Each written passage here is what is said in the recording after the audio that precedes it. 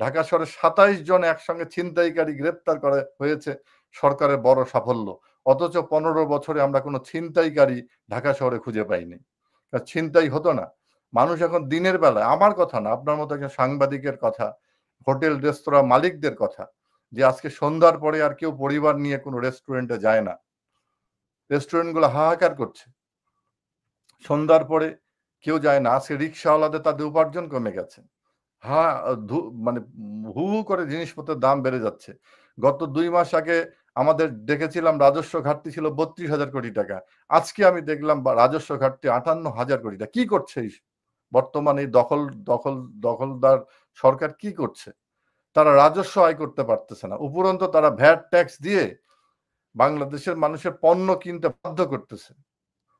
আমি যখন মোবাইলে কথা বলি ১০০ টাকার ফ্লেক্সি করলে সেখানে আমার ৫৬ টাকা কেটে নেওয়া হচ্ছে। এই তো বাংলাদেশের জীবন। আজকে আপনার দেখেন এই ভরা শীত মৌসুমে সেই উৎপাদিত যে সবজির দাম আজকে কৃষকরা পায় নাই। যে আলু বপন করতে ২০ টাকা ন্যূনতম খরচ কেজি প্রতি, সেখানে ১২ টাকা, ১০ টাকা, ১২ টাকা দিয়ে আলু বিক্রি হচ্ছে। মানুষ তো দিশেহারা।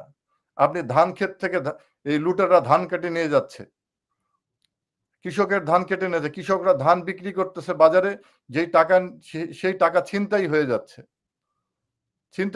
আপনি গ্রামে গঞ্জে দেখেন যেসব কৃষকরা, বর্গা চাষীরা, কৃষকরা, তারা যে ধান বিক্রির টাকা তারা বাড়িতে নিতে পারছে না, সেই টাকা লুট করে নিয়ে যাচ্ছে এই লুটেরার দল। আজকে এই তো বাংলাদেশে অরাজকতা অবস্থা।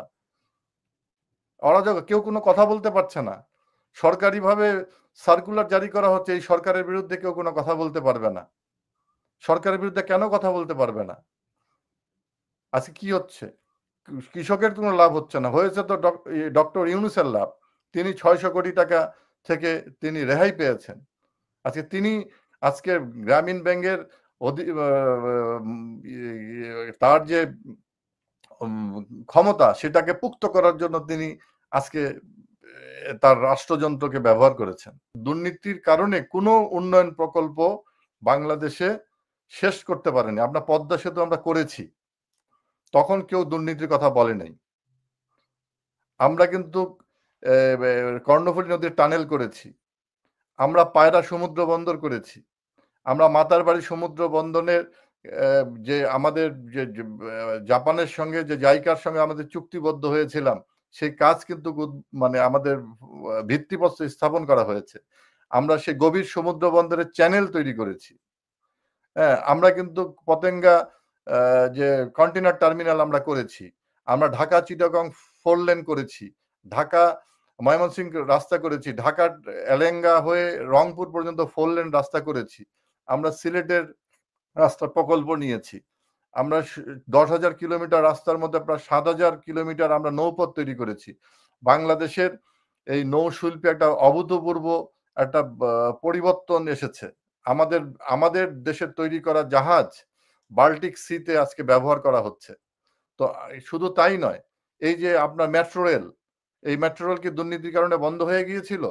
আপনি বলেন এলিভেটেড এক্সপ্রেস, যেই এক্সপ্রেসে আপনি তেজগাঁ থেকে উঠে সরাসরি এয়ারপোর্টে যাচ্ছেন, এটা কি বন্ধ হয়ে গেছে? আপনার খিলগাঁও ফ্লাইওভার, এই যে আপনার ঢাকা এলিভেটেড এক্সপ্রেস, এই যে এই রাস্তাগুলো যে হচ্ছে, কোনোটা কি বন্ধ হয়ে গেছে দুর্নীতির কারণে? দুর্নীতি যদি হতো তাহলে বাংলাদেশে কি ৫০টির মতো এই যে ইলেকট্রনিক্স মিডিয়া, শত শত আইপিটিভি, এত অনলাইন, এত একটা জাগরণ তৈরি হয়েছে।